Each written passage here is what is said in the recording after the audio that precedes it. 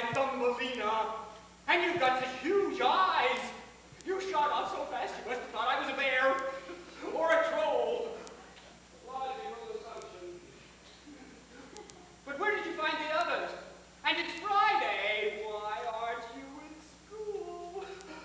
Of course, that's it. The town's called a holiday because of the ceremonies. Well, no wonder you're cheering. Hurrah! There's two, like little gnomes were in there giving a new mine. Started off the ship coming over here from Copenhagen last night. Mostly imagination, I suppose. With me, almost everything is. Oh, but these are real. Oh, smell them. Winter flowers. Oh, imagine bringing me a breakfast tray without flowers.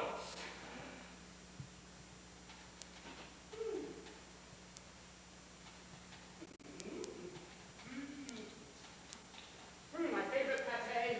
They do know something about me here in the Bishop's Palace. Probably didn't know where to find you, I suppose. Oh, but I do. Even in December, can't hide from me, can you, my blooming beauties? Winter flowers. I love them. They're survivors, just like I am.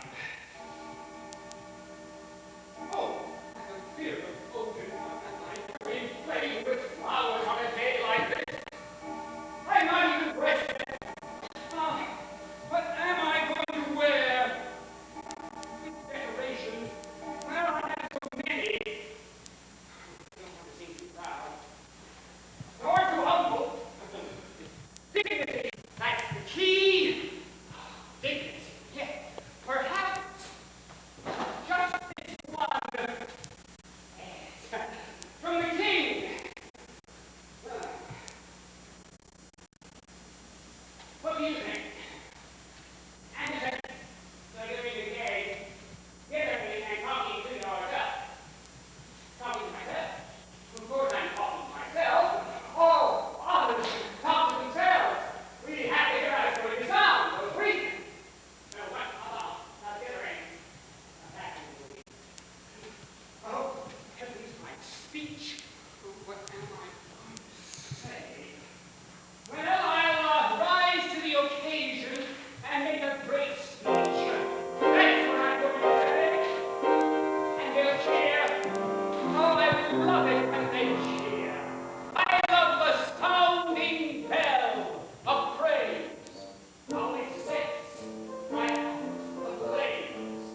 It blows my seniority, brings out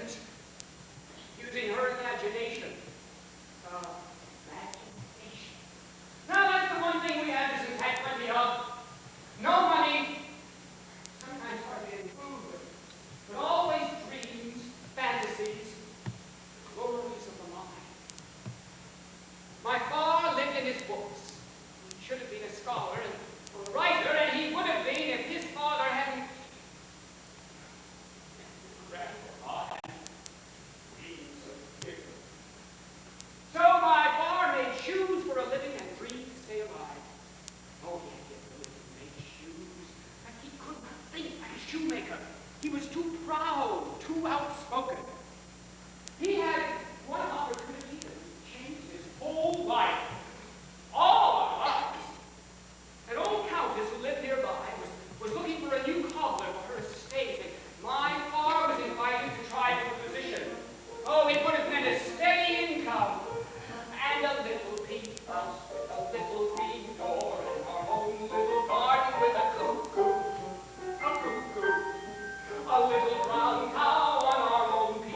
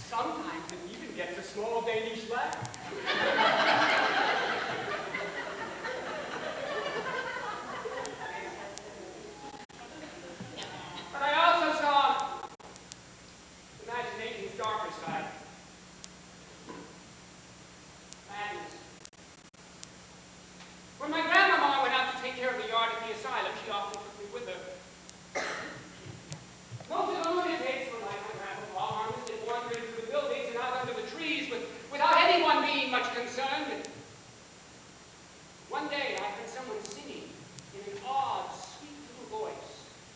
I went down one of the corridors to see who it was. I found the right door all right. And by squatting down, I could peek through a chink in the wood. And there, perched on a pile of hay, was a young woman. Naked. I stared at her. I'd never seen a naked woman before. Somehow she must have sensed I was there. And she stopped singing. A wild look came over her face, and she went to the door with a hideous screech and clawed at me with very long nails.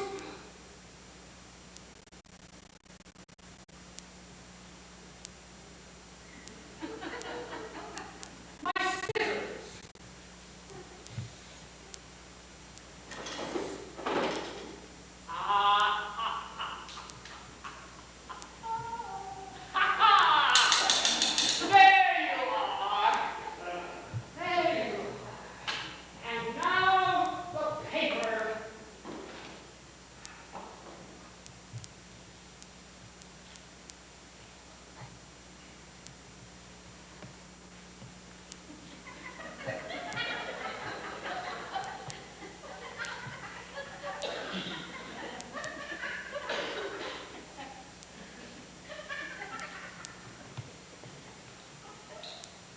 Cutting paper always calms my nerves.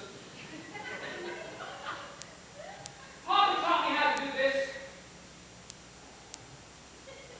But most of my memories of those days are beautiful. Ma made me my very own puppet theater and read to me from the Bible, the Arabian Nights. Close your eyes and listen. Hear the starlight whistle. And when the softest watch the realms of peace in the dreams of a day summer's morn. I live in a charmed world, then. A world where the line between what was real and what I imagined was hard to see. Especially during the long, rainy summer nights. Anything can happen in the world your heart sings into song.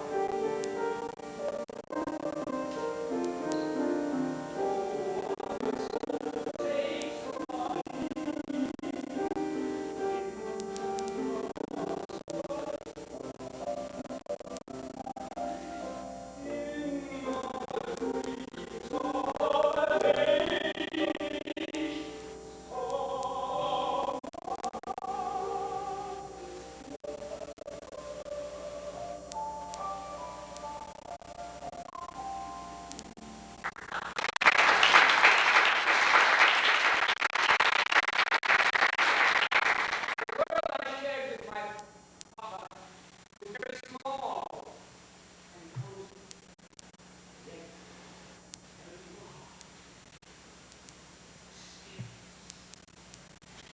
But who was Latin, Papa? How could a man come out of all Latin?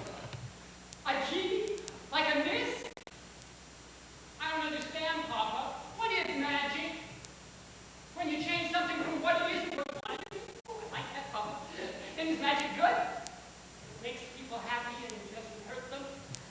Oh, I remember that, Papa. I always will. Look, Papa, what kind of clothes does a genie wear? I mean, does he have a beard? What kind of shoes does he wear? What's that, Papa? Use my imagination. Oh, imagination. Big word. It sounds like a magic country. Where is it? Inside me.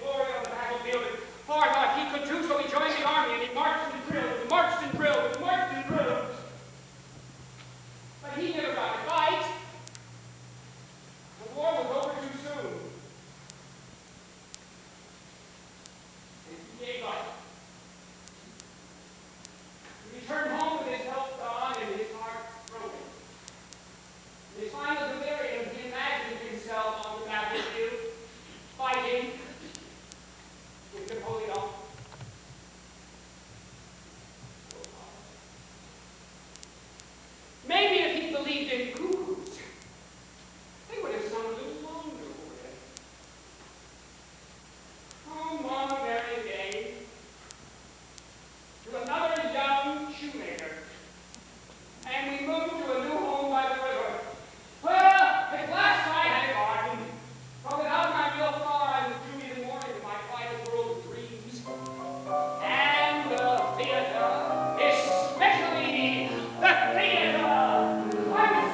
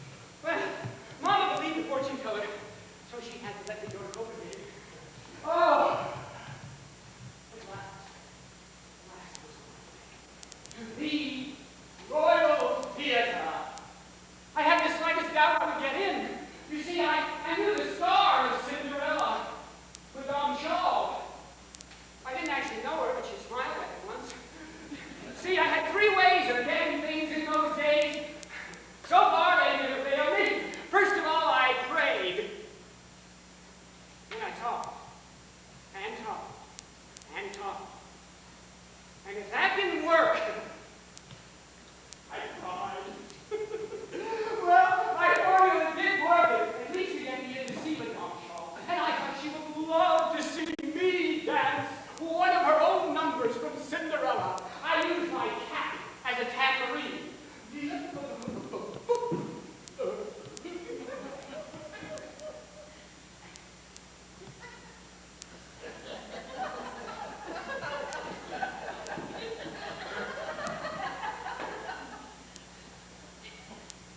Hard to imagine, isn't it? I'm sure it was for her too. But God protects fools and madmen.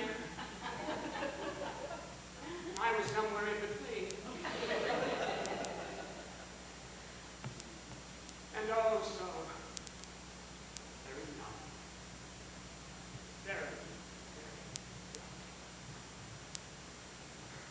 So my altar is approaching. Prayer comes up. Here one day. And I got the name of the man who did the hiring for the Royal Theatre, Count Holstein. When he saw me, with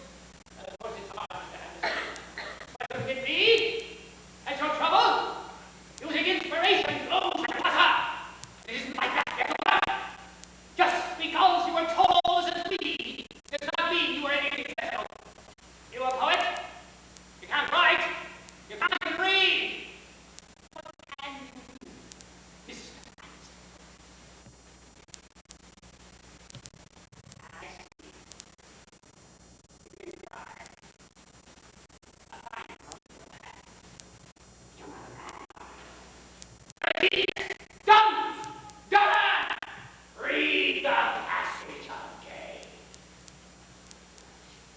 Oh! Oh! Everything about me provokes him. I learned from it. My mind is in control of him. Once he took the entire school to skills school to witness a public execution. He thought it would be good for him. I still remember every hideous detail. A wealthy farmer had refused to let his daughter marry the man she loved. The young lovers then murdered the father. With the help of the hired man, they resigned to the mother. The second one was very defiant. Three legends were written to the sound of his heart. The young girl's husband must be a sweetheart, with head on his chest. She was drawn and pale. The hired man sat behind, squinting as the crowd was waiting for friends and shouting goodbye to him. There was a parson on the scaffold with the executioner, and they all sang a hymn. The three condemned preachers standing beside their coffin. The young girl had a clear, soprano voice. It rang out above the others. There was a girl of silence. Almost as if the crowd were holding his breath.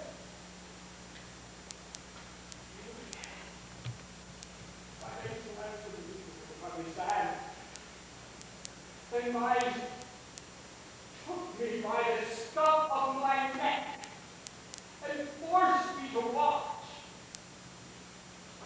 Oh, to the crowd, it was him.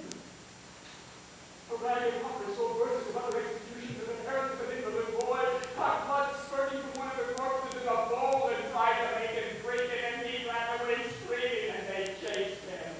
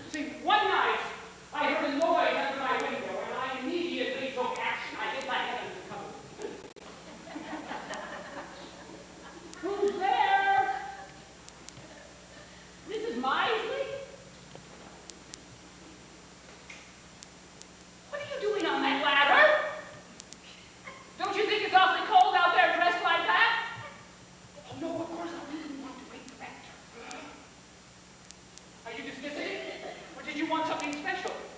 Mrs. Meisling, why do you want the butter at this time of night? Mrs. Meisling, I don't understand! You know it was 8 years before I finally did.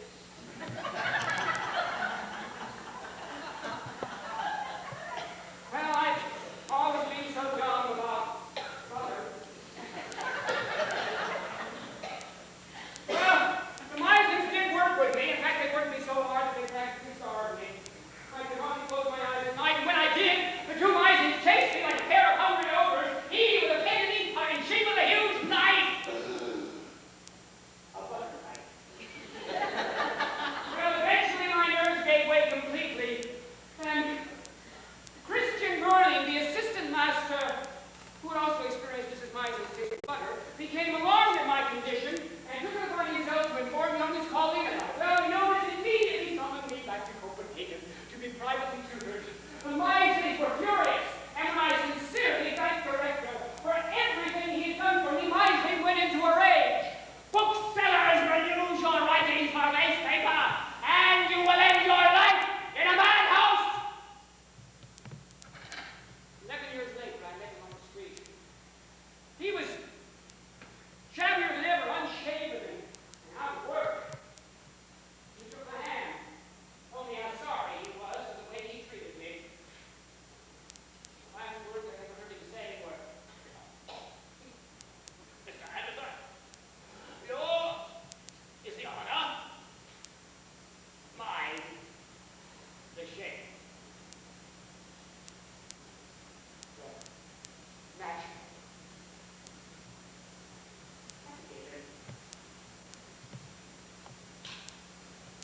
But I still have my doubts.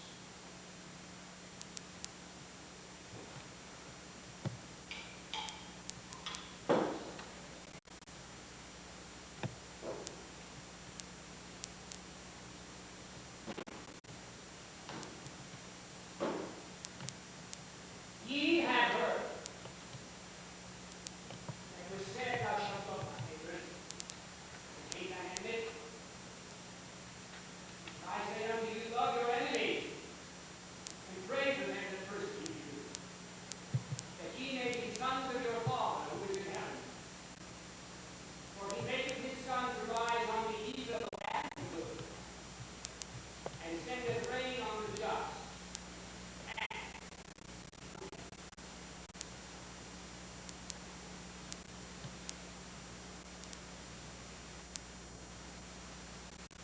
My newspaper was a young theology student, Christian Mueller. Have you ever noticed how many Christians there are in Denmark? In name at least. Well, Mueller, because of my liberal ideas, was convinced I was going straight to hell. I was equally convinced that I just escaped from it. You see, my faith in God is the essential part of me. I live by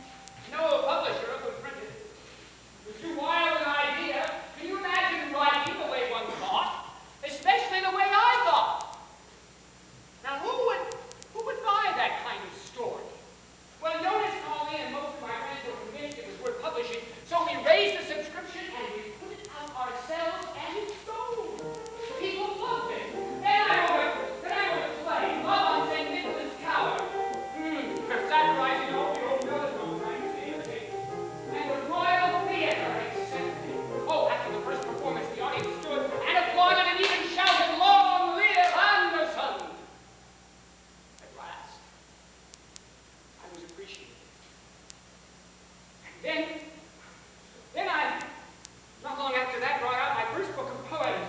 And not only the people, but the critics praised it. Oh, and the publisher who had rejected my new walking book bought the rights for a second edition. Oh, there was nothing to hold me back now.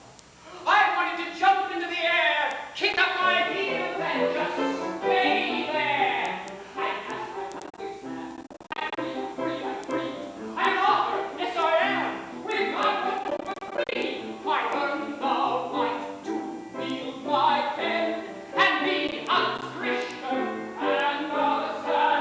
So tell the world the news.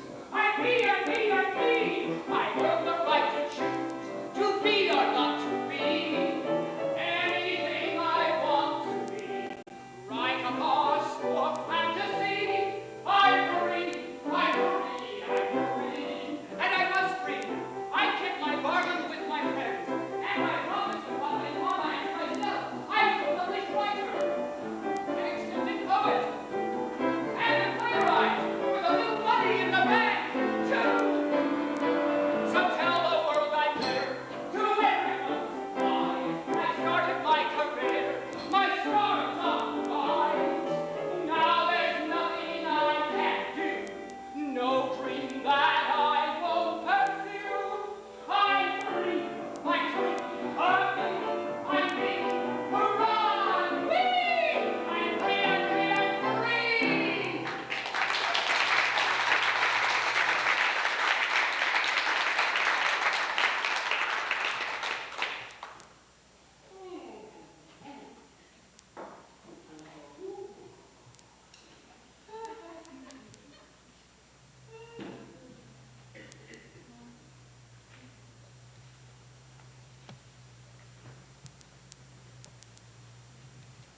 Now what?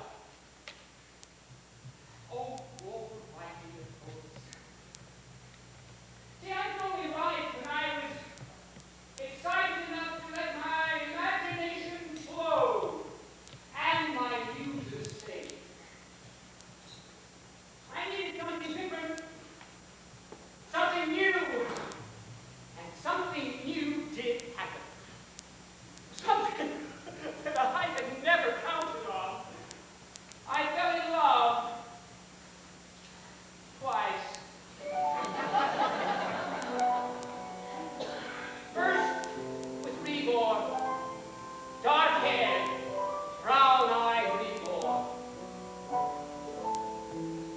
There was sunlight in the room, and flowers. She served me chocolate.